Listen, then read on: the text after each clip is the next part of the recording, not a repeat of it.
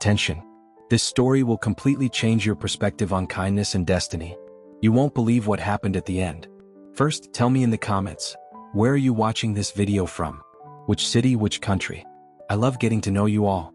And hit that like button and share this with someone who needs to hear this incredible story. The morning of December 15, 2019, started like any other for 12-year-old twins Marcus and Miguel Rodriguez. The alarm clock's shrill cry pierced through the thin walls of their cramped apartment in East Los Angeles at exactly 6:30 a.m. Their mother, Maria Rodriguez, was already gone. She had left at 5 a.m. for her first job of the day as a cleaning lady at a downtown office building. Marcus, the older twin by 7 minutes, rubbed his eyes and gently shook his brother awake. "Miguel, come on. We can't be late again," he whispered, careful not to wake their baby sister Sophia, who was sleeping in the same room. The twins had learned to be independent early in life. Their father, Carlos, had walked out when they were just 6 years old, leaving Maria to raise 3 children on her own. She worked 3 jobs, cleaning offices in the early morning, stocking shelves at a grocery store in the afternoon, and cleaning another office building at night. Despite her relentless efforts, the family barely scraped by. Their morning routine was well practiced: cold cereal with the last drops of milk, a quick wash with soap that had been stretched to last 3 weeks, and into their worn school uniforms. Marcus's shirt had a small tear near the collar that Maria had mended with a different colored thread, while Miguel's pants were slightly too short, revealing mismatched socks. The walk to Roosevelt Middle School took them through some of the busiest streets in downtown LA. They had learned to navigate the city like seasoned urban explorers, taking shortcuts through alleys and timing traffic lights perfectly to make it to school on time. But today was different. As they walked down Figueroa Street, Miguel noticed something unusual. "Marcus, look at that car," he said, pointing to a sleek black Mercedes-Benz that was parked erratically on the sidewalk, its driver's door wide open. Marcus squinted through the morning haze. "That's weird. Why would someone just leave their car like that?" As they approached, they saw him, a man in his early 60s, impeccably dressed in what was clearly an expensive charcoal gray suit, lying motionless on the cold concrete sidewalk. His silver hair was disheveled, his face pale as paper, and his breathing was shallow and labored. "Oh my God," Marcus gasped, dropping his backpack. The morning rush hour was in full swing. Hundreds of people hurried past. Business people in suits talking on phones, construction workers heading to job sites, students rushing to catch buses. Some glanced at the man, their faces showing fleeting concern, but everyone kept walking. In a city of millions, it was easy to become invisible, even in a moment of crisis. Miguel knelt beside the man first. "Sir? Sir, can you hear me?" His voice cracked with nervousness, but his instinct to help overrode his fear. The man's eyes fluttered open briefly. His lips moved but no sound came out. His left hand was pressed against his chest, and Marcus immediately recognized the signs. He had seen this before when their elderly neighbor, Mr. Gonzalez, had suffered a heart attack the previous year.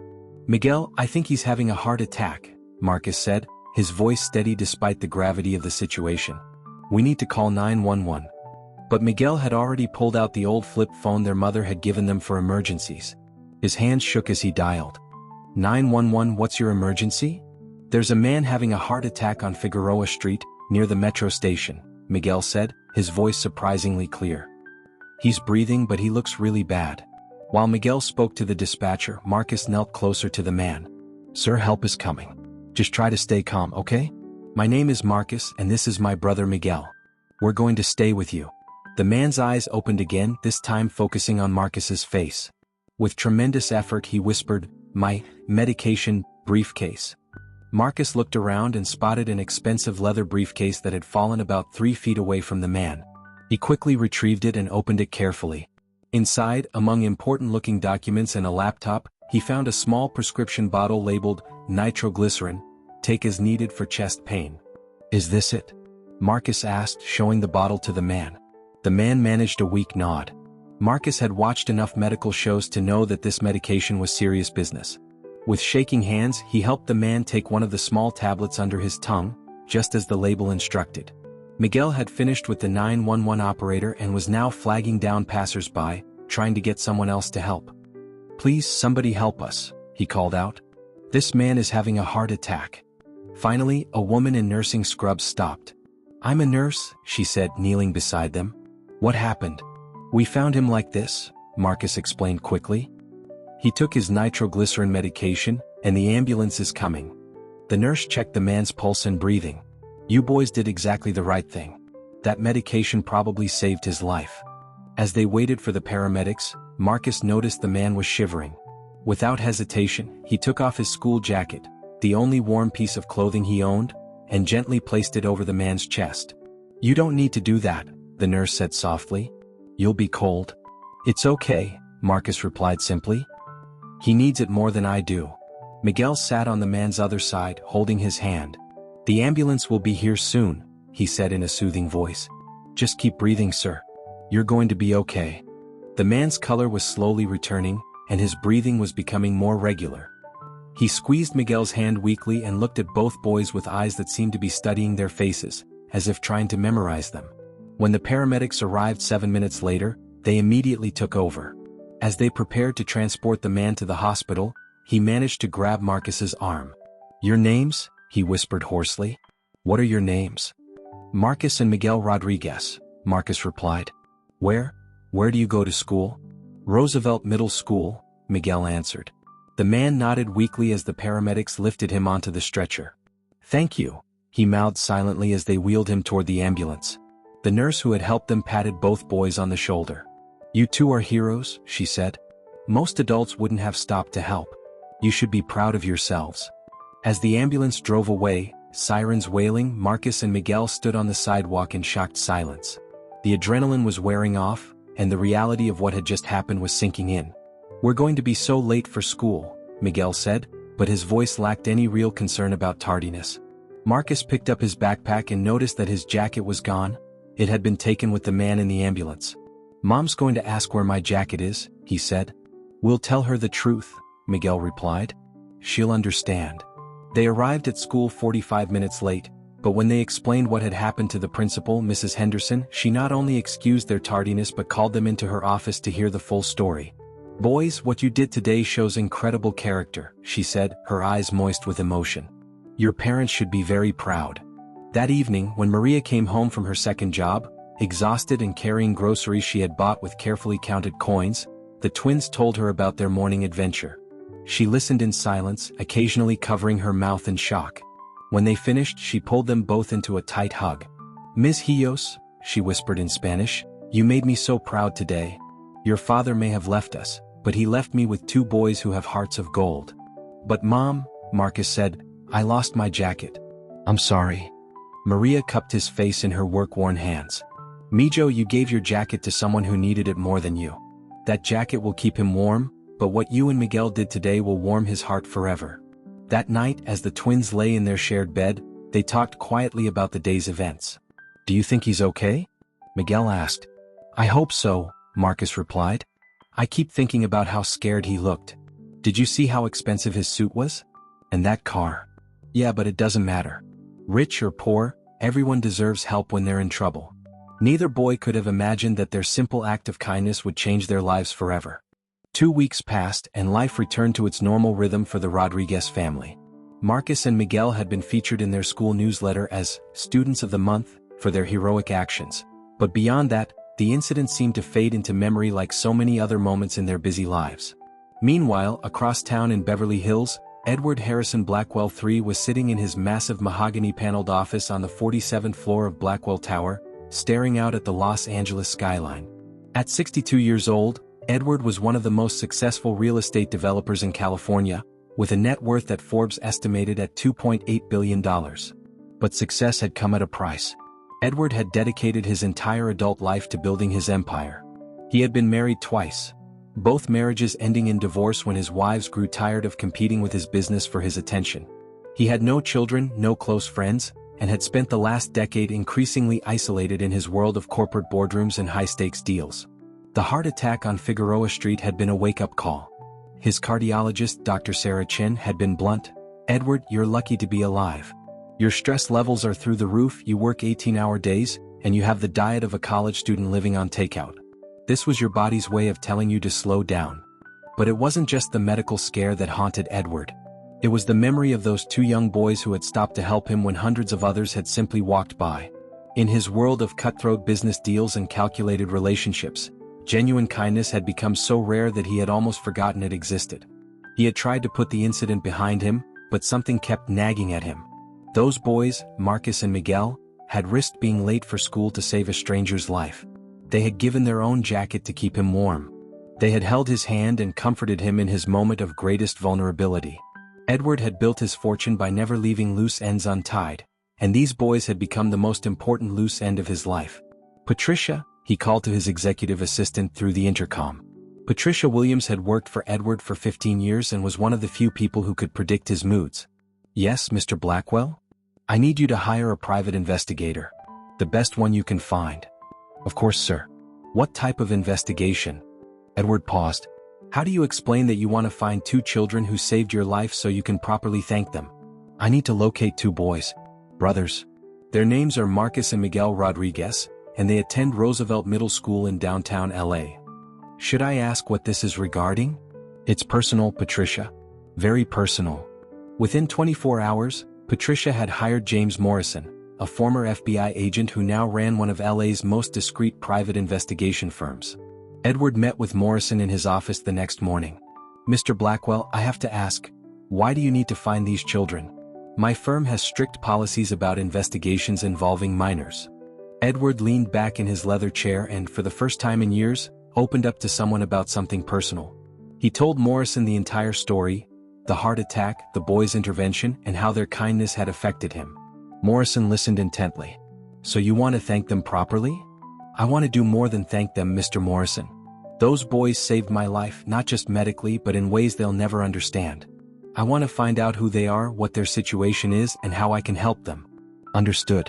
Give me a few days." Morrison's investigation was thorough but respectful. He started with the school records, which confirmed that Marcus and Miguel Rodriguez were indeed students at Roosevelt Middle School. Both boys were honor roll students despite obvious financial hardships. He interviewed their teachers, who painted a picture of 2 remarkable young men. Mrs. Janet Foster, their English teacher, told Morrison, "Those boys are special. They always help other students with their homework, they never complain about anything, and they treat everyone with respect. But you can tell they're struggling financially. They share textbooks, their clothes are always clean but worn, and they often seem tired. Probably because they help their mother at home." The principal, Mrs. Henderson, was equally complimentary. "Marcus and Miguel are the kind of students every teacher dreams of having. They're not just academically gifted, they're natural leaders. When we had a new student from El Salvador who spoke no English, they volunteered to be his buddy and spent their lunch periods helping him learn. When we organized a food drive for families in need, they organized their entire grade to participate, even though their own family probably qualified for assistance." Morrison's research into the family's background revealed the full extent of their struggles. Maria Rodriguez worked 3 jobs but still barely made ends meet. They lived in a small 2-bedroom apartment where the twins shared a room with their baby sister. The family had no savings, no car, and often relied on community food banks to supplement their groceries. But Morrison also discovered something remarkable. Despite their hardships, the Rodriguez family was beloved in their community. Maria volunteered at their local church, helping with English classes for new immigrants. The twins tutored younger children in their apartment complex for free. Their neighbor, an elderly woman named Mrs. Chen, told Morrison, "Those boys shovel my walkway every winter without being asked and refuse to take any money. Their mother brings me soup when I'm sick. They're the kindest family I've ever known." When Morrison presented his findings to Edward, the billionaire sat in stunned silence for several minutes. "3 jobs, Edward finally said. "She works 3 jobs and still struggles to pay rent." "Yes, sir. And according to my sources, she's never missed a day of work, never complained, and always puts her children first." Edward walked to his office window and stared out at the city below. Somewhere out there, in a small apartment, were 2 boys who had shown him more genuine compassion in 10 minutes than he had experienced in decades of business relationships. "Mr. Morrison, I need you to find out more.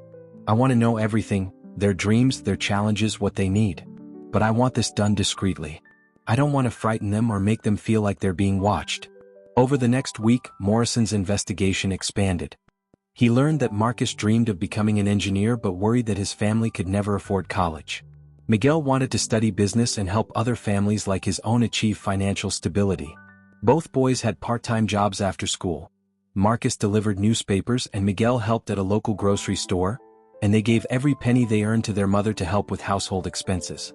Morrison also discovered that the family was facing an immediate crisis. Maria had received notice that their rent was being increased by $400 per month, an amount that would force them to move to an even smaller place in a less safe neighborhood. She had been working extra hours trying to save enough money for the transition, but it was an impossible task. When Morrison delivered this final report, Edward made a decision that would change everything. "Patricia, clear my schedule for tomorrow afternoon. I'm going to visit the Rodriguez family." "Sir, are you sure that's wise? Perhaps we should arrange a meeting through the school or—" "No," Edward said firmly. "I've spent 2 weeks investigating this family from a distance. It's time I met them face to face." That evening, Edward did something he hadn't done in years. He went home early. He sat in his massive empty mansion in Bel Air, surrounded by expensive art and furniture that had been selected by an interior designer, and he felt profoundly alone. He thought about Maria Rodriguez, working 3 jobs to provide for her children. He thought about Marcus giving up his jacket without hesitation. He thought about Miguel holding his hand and reassuring him that everything would be okay. For the first time in his adult life, Edward Blackwell understood the difference between being rich and being wealthy. He had billions of dollars, but the Rodriguez family had something infinitely more valuable. They had love, compassion, and the kind of genuine human connection that money couldn't buy. Tomorrow he would try to bridge that gap. Thursday, January 2, 2020, was a day that would be forever etched in the memory of the Rodriguez family. Maria had just returned from her morning cleaning job and was preparing lunch for Sophia when she heard a car door slam outside their apartment building. Living in their neighborhood, expensive cars were rare, so the sound caught her attention. She peered through the thin curtains of their ground floor window and saw something that made her heart skip a beat. A chauffeur-driven black Bentley was parked outside their building, and an impeccably dressed older gentleman was walking toward their front door. Maria's first thought was panic. In her experience, well-dressed strangers usually brought bad news, eviction notices, legal troubles, or worse. She quickly smoothed her work clothes and checked her appearance in the small mirror by the door. The knock came soft but confident. Maria opened the door, leaving the chain lock engaged, and peered out cautiously. "Mrs. Rodriguez?" The man's voice was warm and cultured, with the kind of confidence that came from years of commanding boardrooms. "Yes. My name is Edward Blackwell. I believe your sons, Marcus and Miguel, saved my life 3 weeks ago." Maria's eyes widened in recognition. This was the man from the street, but transformed. Gone was the pale, vulnerable figure her boys had described. Instead, she saw a distinguished gentleman with silver hair, wearing what was clearly a bespoke suit that probably cost more than she made in 6 months. "Oh my goodness," she whispered, fumbling with the chain lock. Please come in. I'm so sorry, our place is small but—" "Mrs. Rodriguez," Edward said gently, "may I call you Maria?" "There's no need to apologize for anything. I'm the one who should be apologizing for arriving unannounced." Maria led him into their tiny living room, acutely aware of the second-hand furniture, the walls that needed painting, and the stack of bills on the kitchen table that she had been sorting through. But Edward seemed oblivious to their modest surroundings. His attention was focused entirely on the family photos that covered one wall, pictures of the twins at various ages, school awards, and family moments captured with an old digital camera. "Your sons," Edward said, studying a photo of Marcus and Miguel at their elementary school graduation. "They're remarkable young men." "They're good boys," Maria said, unsure of what else to say. "Can I get you some coffee? Water?" "Please sit down," Edward said. "We have a lot to talk about." Just then the front door opened and Marcus and Miguel walked in, backpacks slung over their shoulders, still wearing their school uniforms. They stopped dead in their tracks when they saw Edward sitting in their living room. "Boys," Maria said, "this is Mr. Blackwell, the gentleman you helped." Marcus was the first to find his voice. "Sir, how are you feeling? Are you okay?" Edward stood up and for a moment, his composure nearly broke. These were the same 2 boys who had knelt beside him on that cold sidewalk, but seeing them now in their home environment revealed so much more about their character. Despite having just walked several miles from school, their uniforms were neat and clean. Despite their obvious fatigue, both boys immediately showed concern for his well-being rather than curiosity about why he was in their home. "I'm perfectly fine thanks to both of you," Edward said. "In fact, I'm better than I've been in years." Miguel stepped forward. "We were worried about you. We never found out if you were okay." "That's actually why I'm here," Edward said. "I wanted to thank you properly and I wanted to tell you who I am." Over the next hour, Edward shared his story. He explained that he was not just any businessman, He was the owner of Blackwell Development Corporation, one of the largest real estate companies on the West Coast. He owned hotels, shopping centers, and apartment complexes throughout California, Nevada, and Arizona.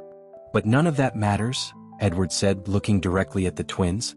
What matters is that 3 weeks ago, I was dying on a sidewalk, and two 12-year-old boys were the only people in a crowd of hundreds who stopped to help me. Maria listened in amazement as Edward continued. I've spent the last 3 weeks learning about your family, and I want you to know, I haven't been investigating you out of nosiness but out of respect. I wanted to understand the kind of people who raise children capable of such selfless compassion. He turned to Maria. You've raised 2 sons who have more integrity and kindness than most adults I've encountered in 40 years of business. They didn't help me because they thought I was wealthy. They had no idea who I was. They helped me because it was the right thing to do. Marcus and Miguel exchanged glances, still processing the magnitude of what they were hearing. Mr. Blackwell, Marcus said carefully, we're glad you're okay, but we just did what anyone would do. No, Edward said firmly. You did what most people should do, but very few actually would. And that makes all the difference. Edward reached into his jacket and pulled out an envelope. Maria, I know this family is facing some financial challenges. I know about the rent increase, about working 3 jobs, about the sacrifices you're making for your children. Maria's cheeks flushed with embarrassment. Sir, we don't need charity. We work hard and we get by. This isn't charity, Edward said gently. This is gratitude. Your sons gave me the most precious gift anyone can give, they gave me my life. Please let me give something back. He handed her the envelope. With trembling hands, Maria opened it. Inside was a check for $50,000. This should take care of your immediate needs, Edward said. The rent increase, some savings for the family, maybe some new clothes for the boys. Maria stared at the check, tears streaming down her face. I can't accept this. It's too much. Mom, Miguel said softly, maybe you should listen to what else he has to say. Edward smiled at Miguel's perceptiveness. Miguel is right. The check is just the beginning. Over the next 2 hours, Edward outlined a plan that would transform the Rodriguez family's life completely. He had purchased a house in Pasadena, not a mansion, but a comfortable 4-bedroom home in a safe neighborhood with good schools. The house would be theirs, with no mortgage, no rent, just the promise that they would live there and allow Edward to be part of their extended family. I don't want to replace anyone, Edward said, looking at all 3 family members. I don't want to change who you are or interfere with your family dynamics. But I would be honored if you would let me be like a grandfather to these boys, and like a son to you, Maria. But the most life-changing part of Edward's proposal was yet to come. Marcus, Miguel, he said, I want to pay for your education. Not just high school, I want to send you to the best preparatory schools and then to any college you choose. I want you to pursue your dreams without worrying about money. Marcus, who had always been the more reserved of the twins, finally spoke up. Mr. Blackwell, why are you doing all this? We only helped you for like 10 minutes. Edward was quiet for a long moment, collecting his thoughts. Boys, I'm 62 years old. I've made more money than I could spend in 10 lifetimes, but I've never had a family. I've spent 40 years building a business empire, but I forgot to build relationships. When I was lying on that sidewalk, I realized that all my money and success meant nothing if I died alone and forgotten. He looked at each of them in turn. You didn't just save my life medically, you reminded me what it means to be human. You showed me that there are still people in this world who care about others without expecting anything in return. You gave me hope. But sir, Miguel said, what do you get out of helping us? Edward smiled. I get the chance to watch 2 extraordinary young men grow up and achieve their dreams. I get to be part of a family that understands what really matters in life. And maybe, if I'm very lucky, I get to learn from you how to be a better person. The room fell silent as the magnitude of the offer sank in. Maria was crying openly now, overwhelmed by emotions she couldn't fully process. The twins sat in stunned silence, trying to comprehend that their lives had just changed forever. There's one more thing, Edward said. I don't want you to feel obligated to accept this offer. Take time to think about it, discuss it as a family. If you decide this isn't right for you, I'll respect that decision completely. Marcus looked at his mother, then at Miguel, then back at Edward. Can I ask you something, Mr. Blackwell? Of course. If we say yes to all this, will you still be the same person? I mean, will you still be someone who remembers what it's like to need help? Edward was taken aback by the maturity of the question. Marcus, that's exactly the kind of question that tells me I'm making the right decision. Yes, I promise you that I will always remember where I came from and where we met. In fact, I hope you'll help me remember." Miguel had been quiet, but now he spoke up. "Mr. Blackwell, our mom always taught us that when someone helps you, you should help someone else when you get the chance. If we accept your help, we want to promise that someday we'll help other people too." "Miguel," Edward said, his voice thick with emotion, "that's exactly what I was hoping you'd say." Maria finally found her voice. "Mr. Blackwell, Edward, I need to ask you something as a mother. Are you sure this is what you want? We're not going to change who we are just because we have more money. We're still going to be the same family with the same values." "Maria," Edward said, "that's exactly why I want to do this. I don't want you to change. I want to learn from you." The conversation continued late into the evening. Edward shared stories about his lonely childhood as the son of wealthy but distant parents, his failed marriages, and his realization that success without relationships was ultimately meaningless. The Rodriguez family shared their own stories, the struggles after Carlos left, the way they had learned to depend on each other, and their dreams for the future. By the time Edward left that night, an incredible bond had been formed. The billionaire had found the family he had never had, and the struggling family had found a guardian angel who understood that their greatest wealth lay not in what they owned, but in who they were. 3 months later, the Rodriguez family moved into their new home in Pasadena. Marcus and Miguel enrolled in Harvard Westlake School, one of the most prestigious preparatory schools in California. Maria quit 2 of her 3 jobs and enrolled in community college to pursue her dream of becoming a social worker. But the most remarkable change was in Edward himself. For the first time in decades, he had a reason to leave the office early. He attended Marcus's soccer games and Miguel's debate tournaments. He helped with homework, taught the boys about business and finance, and learned from them about compassion and family loyalty. A year later, when a reporter from Forbes magazine asked Edward about the secret to his continued success, he gave an answer that no one expected. "Success isn't measured by what you accumulate," Edward said. "It's measured by what you give away and who you lift up along the way. 2 years ago, I thought I was successful because I had money. Now I know I'm successful because I have a family." The reporter was confused. "But Mr. Blackwell, you've never been married and you have no children." Edward smiled. "That's where you're wrong. I have 2 sons named Marcus and Miguel, and they taught me that families aren't always connected by blood. Sometimes they're connected by something much stronger. They're connected by love, gratitude, and the simple recognition that we're all in this life together." 5 years later, Marcus graduated as valedictorian from Harvard Westlake and received a full scholarship to MIT for engineering. Miguel graduated salutatorian and was accepted to Stanford Business School. Both young men had grown into exceptional adults who combined academic excellence with the same compassion they had shown as 12-year-olds. At Marcus's graduation ceremony, he was asked to give a speech as valedictorian. His words brought tears to the eyes of everyone in attendance. "5 years ago, my brother and I were just 2 kids from East LA who happened to be in the right place at the right time to help someone in need. We never imagined that simple act of kindness would change our lives forever. But here's what I've learned.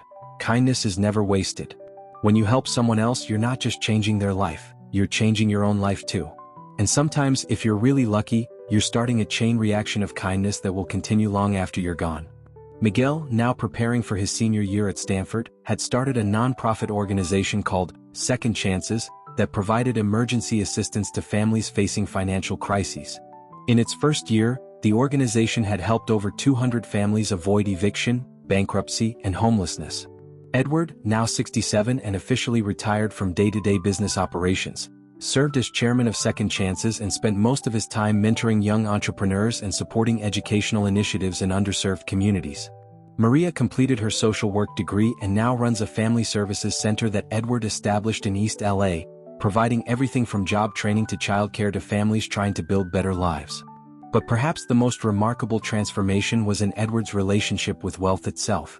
He had begun what he called the Great Giving, a systematic effort to give away the majority of his fortune while he was still alive to see its impact. He established scholarship funds, built affordable housing, and created job training programs throughout Southern California. "I spent the first 60 years of my life accumulating wealth," Edward told a gathering of philanthropists in 2024. "I plan to spend whatever years I have left giving it away wisely.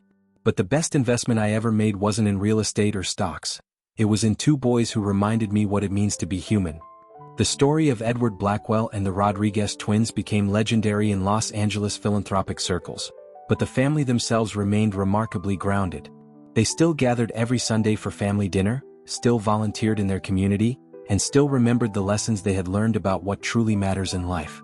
On the 5th anniversary of that December morning when everything changed, Edward, Maria, Marcus, and Miguel returned to the corner of Figueroa Street where their paths had first crossed. They stood quietly for a moment, each lost in their own thoughts about the incredible journey that had begun with two boys who simply couldn't walk past someone in need. "You know what the most amazing part of this whole story is?" Edward said as they prepared to leave. "What's that?" Marcus asked. Edward smiled. "5 years ago I thought you boys saved my life. But the truth is we saved each other." This story is absolutely true and happened between 2019 to 2024. It teaches us that a simple act of kindness can create ripple effects that change lives forever, both for those who give and those who receive. If this story moved you, smash that like button. Comment below about which part touched your heart the most, and share this with someone who needs to believe that miracles still happen in our world. Tell me in the comments, have you ever had a similar experience? Have you helped someone unexpectedly, or been helped by a stranger when you needed it most? I want to hear your stories. And here's my challenge to you. This week, do one act of kindness for someone who can't repay you. It doesn't have to be big. Hold a door, help carry groceries, or just listen to someone who needs to be heard. You never know how that moment might change both of your lives forever.